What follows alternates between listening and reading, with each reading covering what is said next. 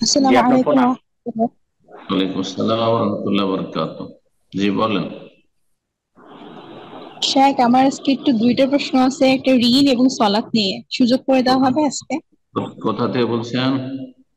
আর চাঁপাইনবাবগঞ্জ থেকে বলতেছি। আচ্ছা, দুটো বলতে গিয়ে ভুলে যাবো তখন প্রশ্ন। আচ্ছা ঠিক আছে, বলেন।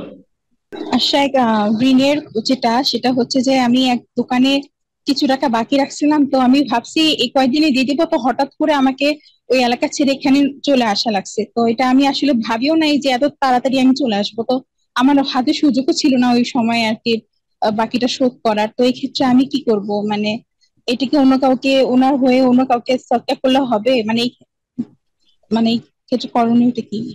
এটা যদি আপনার সাথে করতো কেউ, ওই ব্যক্তি আপনার কাছ থেকে কোনো কিছু নিয়েছে, টাকা পয়সা নিয়েছে, তারপর অন্য জায়গায় চলে যেত আর তারপরে দান করে দিত, আপনি মেনে নিতেন?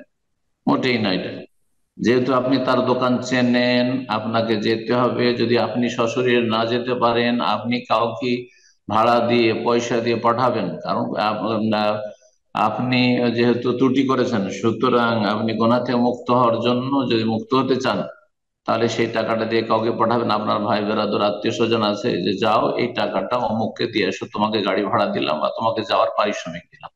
জি, এভাবে দিয়ে আসতে হবে। এই নয় যে এত সহজ বিষয় যে আমি তার নামে দান করে দেবো, হ্যাঁ, তার পক্ষ থেকে, আর তাতে মুক্ত হয়ে যাবে না। মোটেও মুক্ত হইতে পারবেন না। ইত্তাকুল্লাহ ফিদ দাইন। ঋণের ক্ষেত্রে আল্লাহকে ভয় করুন। ঋণের ক্ষেত্রে খুবই অবহেলা মানুষের আমাদের দেশে। বারাকাল্লাহ ফিকুম। আশা করি দেশের মধ্যে আছে, এমন না যে বিদেশে সেখানকার আর ভিসা নেই, সেটা ভিন্ন বিষয়, হয় তখন নিরুপায়। হ্যাঁ, কিন্তু দেশের ভিতরে যেহেতু আছে, সুতরাং সেখানে পৌঁছাতে হবে টাকাটা। জি। আহ এক আহ, এক বোনের হচ্ছে যে পরীক্ষা দুপুর 2টা থেকে 5টা পর্যন্ত, মানে মোট 3 ঘন্টা এক্সাম। তো এখন আসরের ওয়াক্ত শেষ, ওর তো 5টায় শেষ হয়ে যায় এখানে। মানে বাকি যে সময়টা থাকে সেটা হচ্ছে আপনার, মানে কি বলে, মানে নিষিদ্ধ সময়টা আর কি।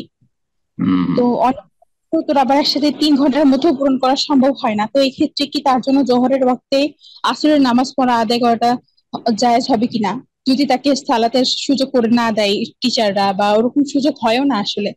তো হম। আসরের জোহরের টাইমে আসরের সালাতটা আদায় করতে পারবে কিনা?